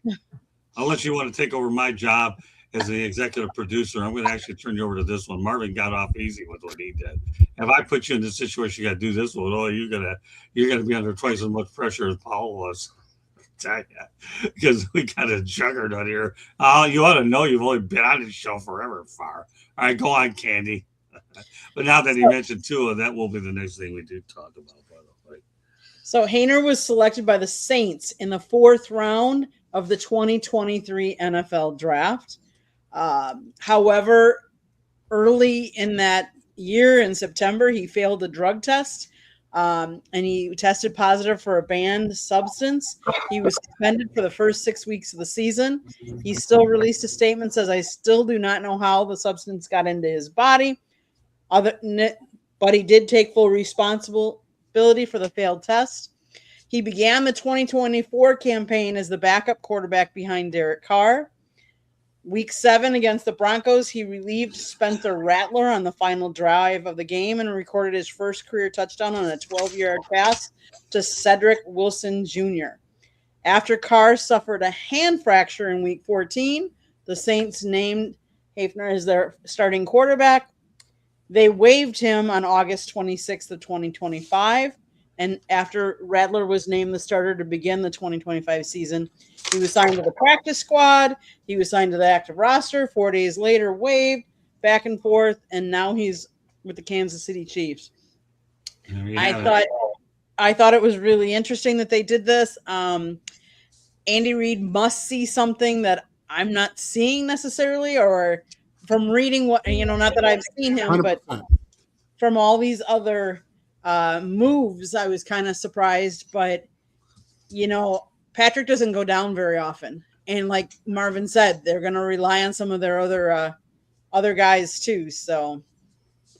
All right, well, now that Mel let the cat out of the bag, or let the two out of the bag, I'm going to lead off with Candy with some hard numbers, and then we'll get to Tua Tagovailoa, who is headed to the Atlanta Falcons. Candy, go out there and read the hard numbers when it comes to the money on Tua Tagovailoa.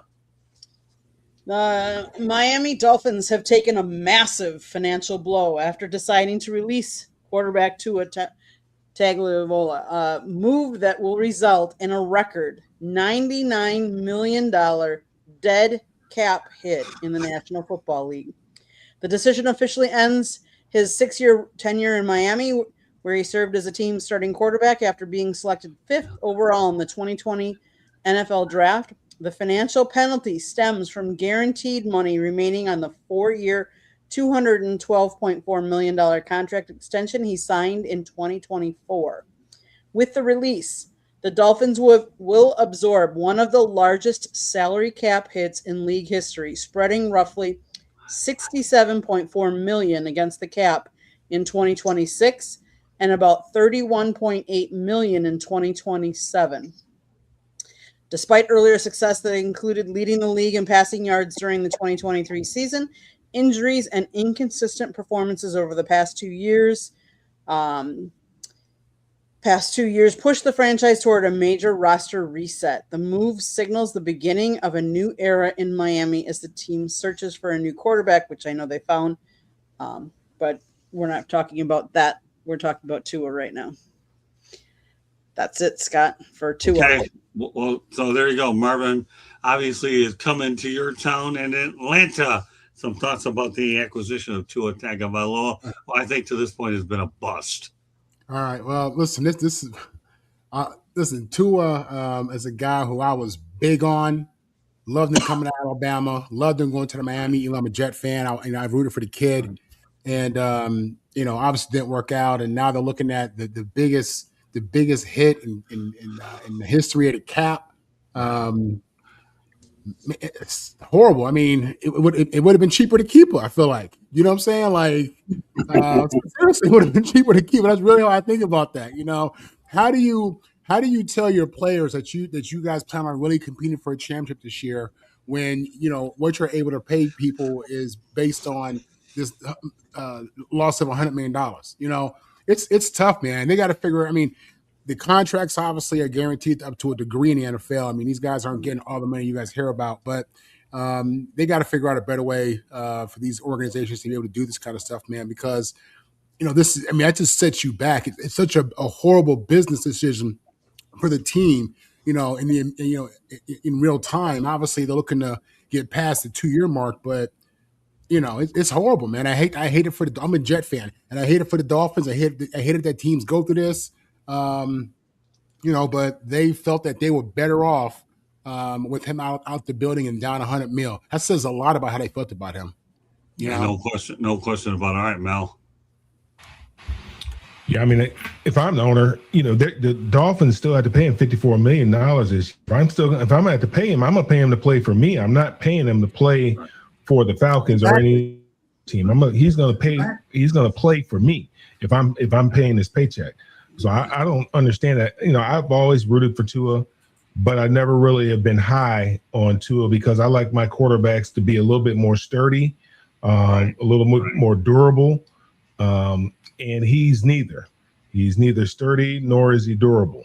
So, and for a GM and the owner to sign off on, paying a guy who had a concussion history, that kind of money, he has no one to blame for himself. I don't feel sorry for him at all. He's got way more money than I got.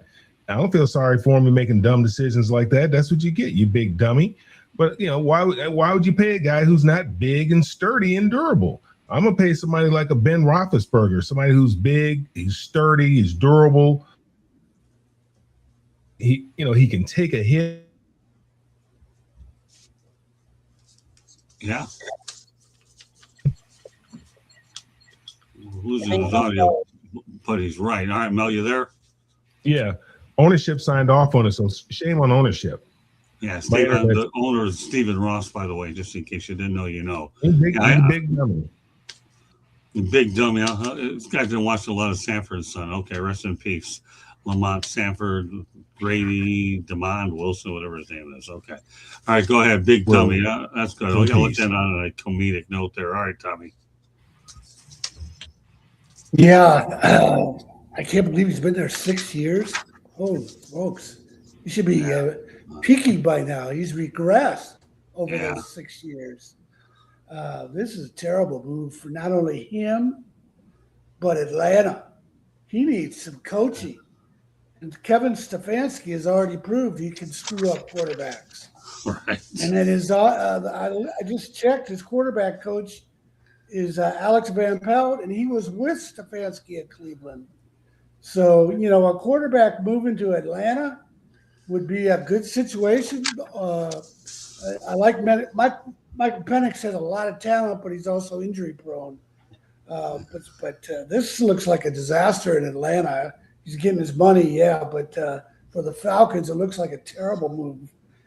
And then the other thing I gotta say about Tua and his whole family, his entire family moved from Hawaii to Tuscaloosa.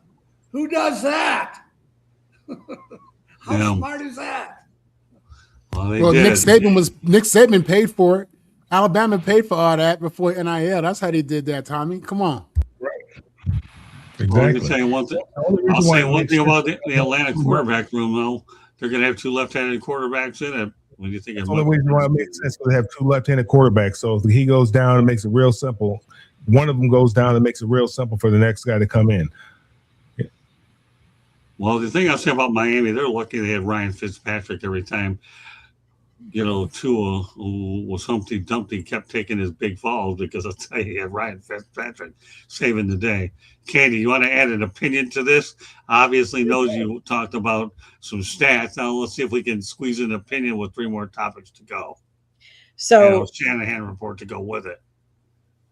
So the Dolphins are absorbing the largest salary cap hit, spreading roughly $67.4 million against the cap in 2026. And how much are they playing his replacement? Oh yeah, Malik Willis, $67.5 million over 3 years. So you're going to take a quarterback hit for Tua that's almost the same as what you're paying his replacement for 3 years. What does that tell you? Like, how's that going to set you back? And how much are you going to have to pay anybody else? Like Marvin said, like, I'm just surprised you would take that big of a hit. There must have been a lot more to it. I wonder what his locker room presence was, if that really is why the motivation to move on from him as well. Well, it begs to differ really why they gave them money in the first place, because of his injury history, and I'll leave it at that. All right, let's go to Mike Evans going to the San Francisco 49ers. Candy, I gave you a quote from my colleague out in Tampa, Tom Corn. I want you to read the whole thing. Everybody can comment on it. Go ahead. Tom Corn's take, why Mike Evans left the Bucs for the 49ers. After reading between written statements by Mike's agent, his reasoning became quite clear to me. 1, personal stats. With San Francisco, he has a much better opportunity to thrive from the wide receiver position with a quarterback, Brock Purdy, who is accurate 69.4% completion rate in 2025 and features passing game. Plus, 49ers D gives offense more plays than what Bucs D gave its offense in 2025. In short, incentive-heavy deal covers 49ers in case of injury, and Mike can prove he has more gas in the tank. Plus, if he stays healthy, a place to solidify even more so his Hall of Fame career. Number 2, bitter end to 2025. Outside of playing in only 8 games, a postseason appearance was lost thanks to the Bucs D. 3rd and 28, 4th and 14, conversion by Atlanta that drove Evans crazy. Me too. And a loss that eventually ended their playoff hopes. It was then I think Mike had seen enough. A new offensive coordinator. Mike, most of his injury-free seasons ahead left behind is reading between the lines. We'll see how Buccaneers fare in 2026. Well, Tom Corn's a very good friend of mine. If you're looking for a very reliable source in the Tampa Bay area, there's no better one than him. Tommy's retired. I get together with him every time I have a chance out in the Tampa Bay area. So I know my sources. I know my friend. Marvin, what's your take on Tom Corn's evaluation of Mike Evans? Yeah, I mean, first of all, huge loss for the Buccaneers. Mike Evans is a first ballot Hall of Famer who still has gas in the tank. You saw that last year when he came back from injury. Right. But for the Niners, I mean, this is a huge pickup for the Niners, man. This is a huge get. I think he gives the offense so much, and for Mike, he's going to get a bag of money and he's going to have a chance to compete for a championship. I think it was great for the Niners, great for Mike. I hated that he had to leave Tampa just because he's been there for so long. And like I said, this guy is. I mean, he's a pro's pro. I appreciate his game. I enjoy watching him play. Well, you should choose Kyle Shanahan over Todd Bowles. That's what it comes down to. And I think Absolutely. there's a Yeah. difference in coaching there. All right, Mel. Yeah, I was kind of surprised when I saw that news come across that he was leaving and he was going to San Francisco. We know San Francisco needs help at the wide receiver position, but I think they would want to probably get younger and not older and faster and not slower. I know he's dependable. He'll be there week in and week out, but I don't necessarily think that he makes you better offensively just because he's not the same person. I mean, he never was a burner. He was more of a possession type of receiver, 50-50 ball type of guy. But I don't believe he makes you feel better. And he certainly doesn't make make you guys any younger and he makes you more vulnerable because he is older. Tommy.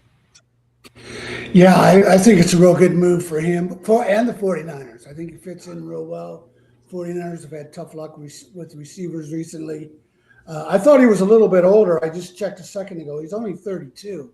Right. So I think it's a good situation for both him individually. He picked a good team, and I think the 49ers will find a way to get the most out of him. Yeah, ditto on that one, Tommy. He gave Tampa everything he could. Let's see if he can win that championship. And why not try to do it again in San Francisco? We all know the 49ers do things the right way. Candy? So I think it was a good move. Kyle Shanahan's offense becomes more difficult to defend with a true receiver on the outside. Think back to what he did with Julio Jones in Atlanta. Evans won't produce at that level at this point in his career, but he remains a tremendous difference maker when healthy. His ability to win one-on-one matchups on the outside could mirror what Devontae Adams' impact upon landing in Los Angeles did last year. And they really got Evans on a cheaper annual rate than the Rams did on their veteran stars. So I think it was a really good move. And I think San Francisco and Brock Purdy are going to be all the better for it. It gives them, like I said, another weapon out there, which is always helpful to get defenders on him and opens other players up too as well. All right, two more topics. We're going to stay with the Buccaneers theme as they inked former Detroit Lion Alex Anzalone to a 2-year, $17 million deal. Don't have to spend a lot of time on this, Marvin, but Anzalone, a key part of the Lions defense, is headed down to the Buccaneers. Some thoughts? Can't hear you, Marvin. Try again.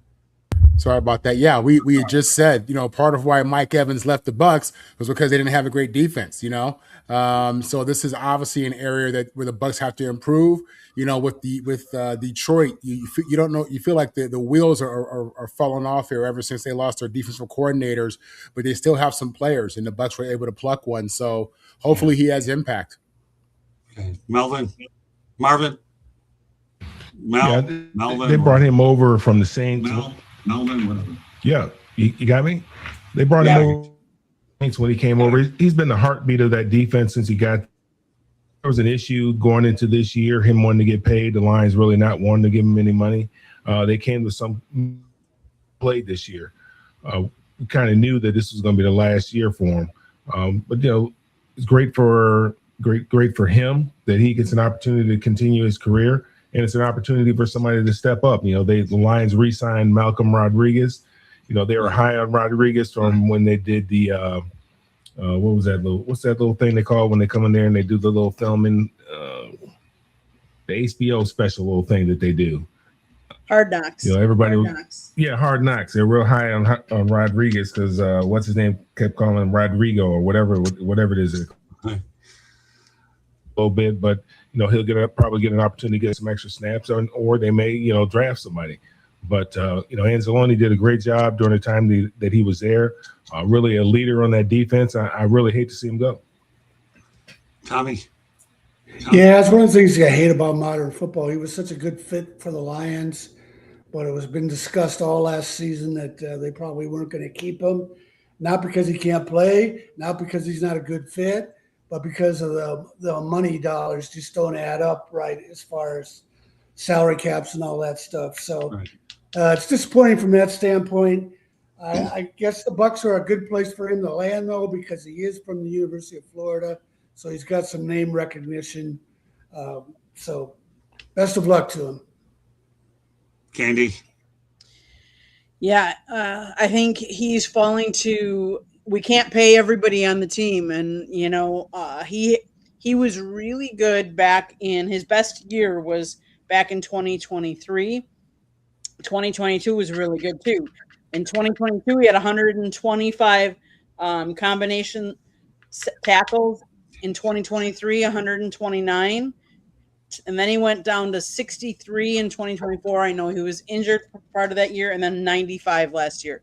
So I think the Lions said, you know what? He declined a little. He's not in the same defense because remember, we have a different defensive coordinator. Maybe his system doesn't fit Anzalone as well either. And for the money, they decided, you know what? It was time to part ways.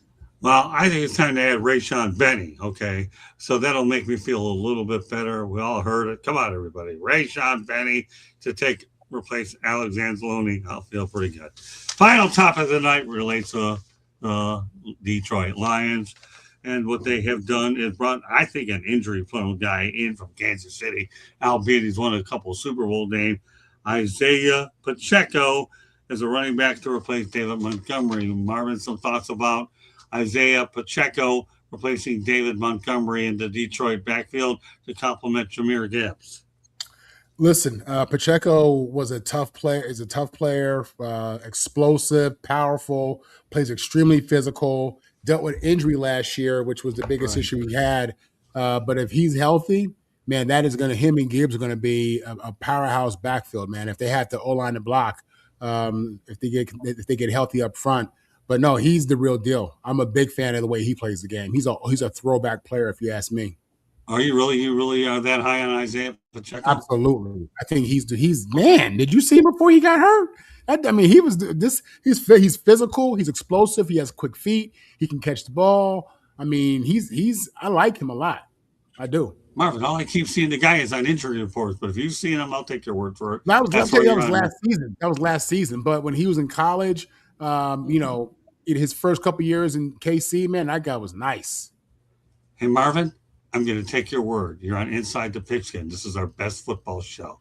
Okay, I'm taking your word for your sake. I hope the Lions are right, and this guy's not on IR or he's hurt. But you know what? Again, you still have to draft. But meanwhile, as Fred Zone Millionaire said, 27 years, 8 days old. Happy birthday, dude. All right, good stuff. All right, Mel. From one running back to another. Thoughts on Pacheco? Yeah, Brad Holmes, he's going to have to show his mettle now, show what he's worth. That window of opportunity that they had is closed now, particularly with that Jared Goff trade and all the draft capital that they were able to acquire in the Jared Goff and Matthew Stafford trade. Now we're going to see what type of roster constructor Brad Holmes is. Pacheco's first couple of years was pretty impressive in the league. The last few years, he has not been that impressive. He hasn't been available. He's been hurt. He's been kind of running the darkness. He trying to run like he's a 240, and he's not that size. He likes to try to run through people instead of around people. He's not that. He doesn't have that type of size to do that. He runs hard, but he runs hard straight. So it's I haven't been impressed with him the last couple of years. He's still scary. He scares me because he's herky-jerky and he's going to run hard. He's going to give you 1,000% when he gets the ball. But I need him to have a little elusiveness, to be a little shifty. Obviously we know Jahmyr is the guy, but and they do need, because you don't want to give Jameer that type of a load, even though his load has been increasing over the years.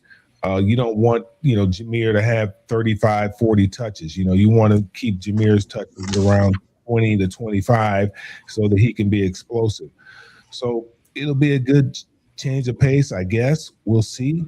But again, the clock is on. The clock is ticking for Brad Holmes right now to see what he's going to do as far as roster construction. We know the Lions have no problem doing away with a number one pick. They don't have a problem moving off guys. I mean, they moved off of Hockenson. They don't have a problem moving off people when it comes time to get paid. That's one thing that we've noticed. When it comes time to get paid, they don't have a problem moving off of guys. So it's going to be interesting to see what happens when Jameer's time comes up, what they're going to do when Jameson Williams' time comes up. I think Jameson might have got a little contract already last year. I think he did already. Yeah, I agree.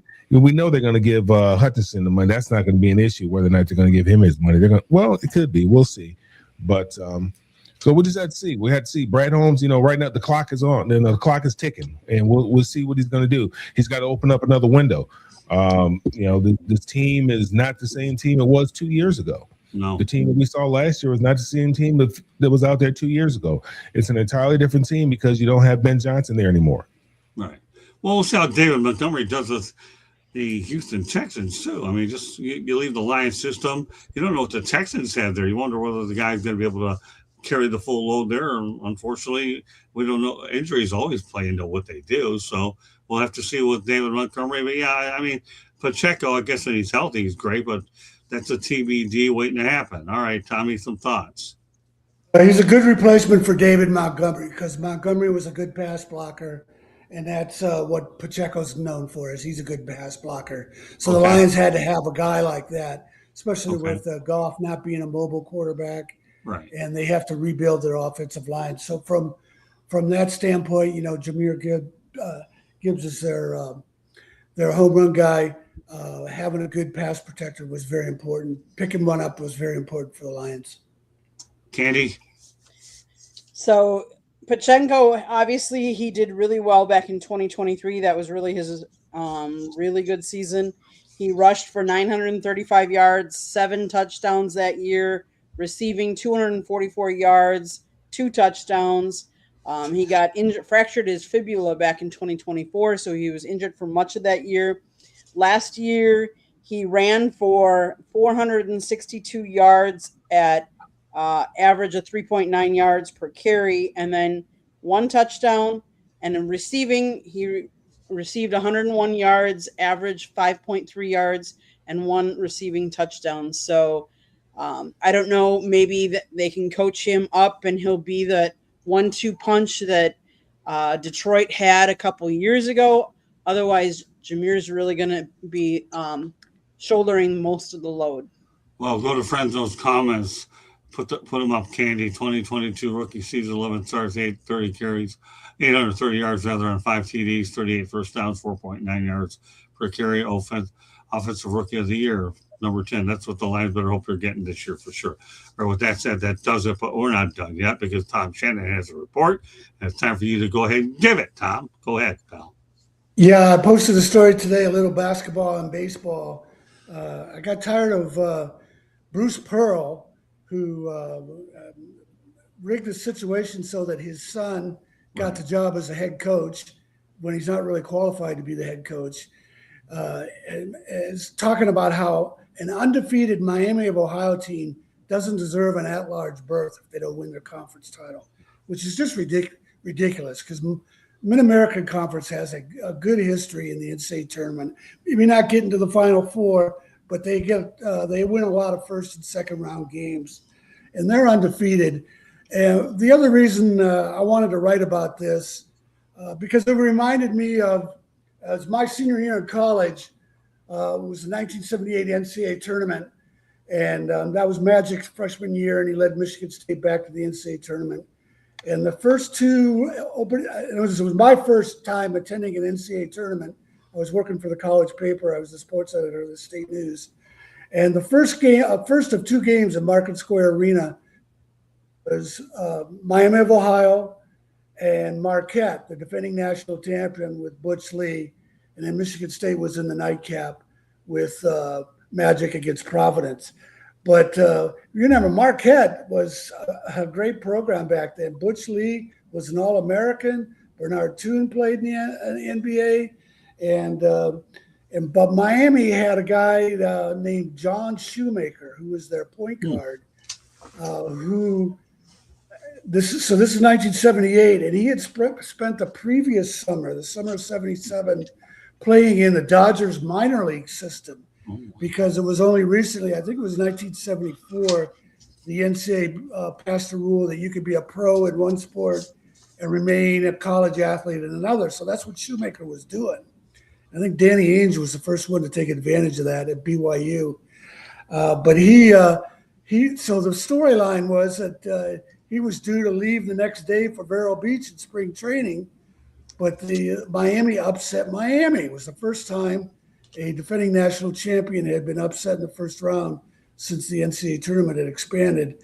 It was a wild game, and Jerome Whitehead got called for a flagrant foul when he elbowed Shoemaker under the basket. Shoemaker says it wasn't a dirty play. I wrote all about it, and I have a little video of him from it. So just a real interesting thing to me in my mind, because here were John Shoemaker and Magic Johnson under the same roof, and now they're both Dodgers. Magic, of course, is part of the ownership team of the Dodgers. Shoemaker, he only played 3-4 years in the minors, but they saw he had coaching material in him.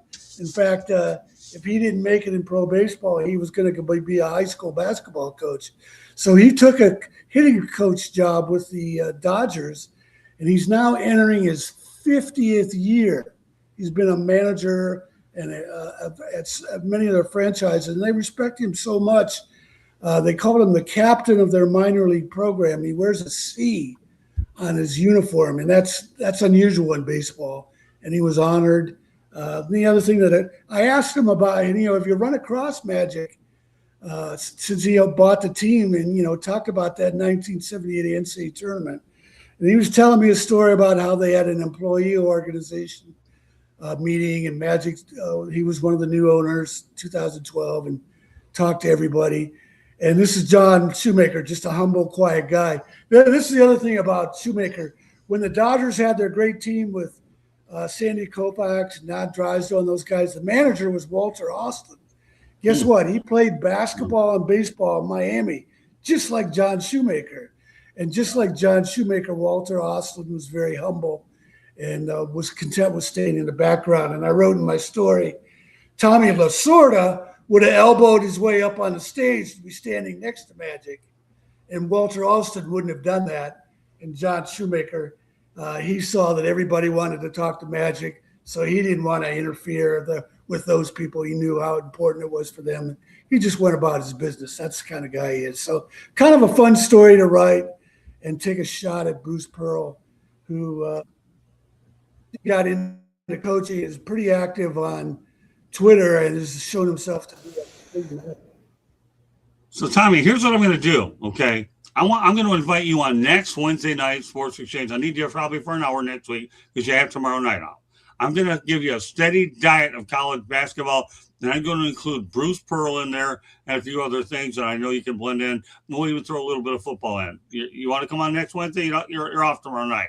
How do you like that? Good. You like college? There'll be a lot of basketball. You like going on college? by then. What's that? There will be a lot of basketball going on. Yeah, I know exactly. That's why I'm inviting you on, man. I mean, you're a college authority, anyways, Tommy. So we're gonna bring you on next Wednesday night. Don't worry about tomorrow night. Oh, one more thing. If you look at that story, go ahead. I gave it to you to put on the South Florida Tribune, but it's also on my website, tomshanahan.report. Scroll down to the story. It's a long story, and there's a picture of Randy Ayers, who played at Miami, and was later the head coach at Ohio State. Now he's an assistant coach in the NBA. There's a picture of Randy Ayers scoring against Marquette, and in the bottom left-hand corner, you can see press row, and that's me sitting there covering the game. Great stuff. All right, well, Tom Shanahan's going to be on next Wednesday night's edition of the Sports Exchange. It'll be the steady diet of college basketball. I'm going to have Tommy from like 9 to about 10:05. We're going to talk about college hoops and a few other things. And obviously, you'll be on Inside the Pigskin as well. All right, with that said, Mel, let everybody know they get a hold of you. Great stuff, Tommy. Looking forward to having you on 2 nights next week. All right, my friend? Yeah, you can find me on all social media at Melfar Jr. And to follow what we have going on here in Georgia and Michigan for the youth at Melfar, superstarfoundation.org. Okay, Marvin, put it out there. Yeah, you can just find me as Marvin Powell III. All of my social media handles are Marvin on the mic. All right, Candy, take us home. South Florida Tribune Publishing Company published a book, Lessons from the Microphone, Tuning into the Enduring Wisdom of Visionary Leaders. It is written by our host, Scott, the Motor City Madmouth Morganroth, talks about his 40-plus years in the industry and how the industry has changed over that time. Get your copy today. It's available on Amazon, Barnes & Noble, Kindle, Google, and Apple Books. It's also an audiobook, so go get it. If you like to... you can also find a link on our website, www.southfloridatribune.com. If you like to listen to the audio version of this show, find us wherever you get your podcast. If you want to advertise, if you want to be a guest on a show, if you have topic ideas that you want us to cover, you can always email us at southfloridatribune@gmail.com. Last but not least, if you see that red subscribe button in that lower right-hand corner, that means you have not yet subscribed to our YouTube channel. What are you waiting for? Just click it, like us, and share us with all your friends and family, anybody that you think would enjoy our programming. And then turn on your notifications so you're notified every time we go live. Monday nights, we talk baseball. Tuesday nights, we talk football. Wednesday nights on Sports Exchange at approximately 9 p.m. You never know what we're going to be talking about. Thursday nights, fire up. You never know what we're going to be talking about on there either. And that's the Country Club. You got to come over to my show. Sports Wrap, I believe that will precede this week, will precede Fire Up on Thursday night. And it's going to have, I believe, a little soccer. They talk sometimes soccer. Go ahead. They talk a little soccer sometimes, a little hockey.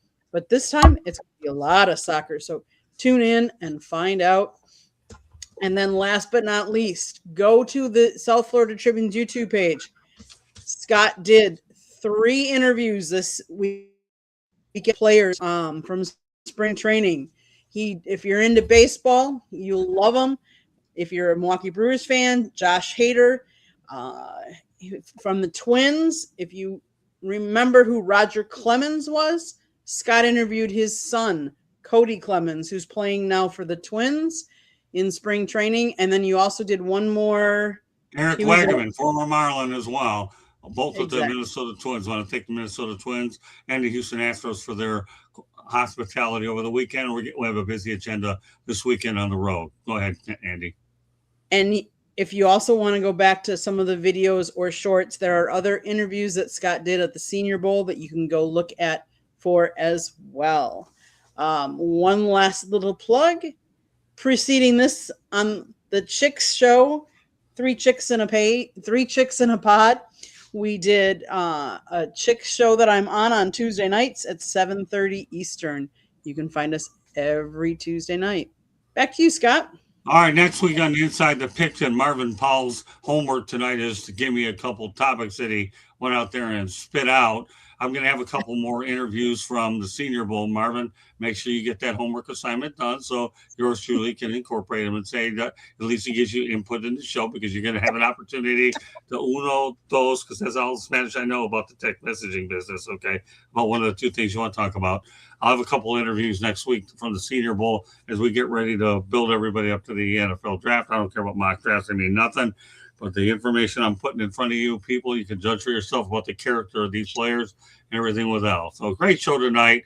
Glad we're able to get it in on schedule and a lot more topics to get to. We'll talk about more free agency next week and also some important college topics as well. But, obviously there's a wave of free agency, and I want to make sure we got some other stuff done. So more free agency and then some next week. So that does it for this edition of Inside the Pigskin. On behalf of Tom Shanahan, Candy Ebling, Melfar Jr., Marvin Powell III, and your favorite motor mouth. Maybe, maybe not. But anyways, I'm at Scott Morgan, North Motor City Man Mouth. I'll be doing double duty tomorrow. No problem. Thank you very much. Have a good night.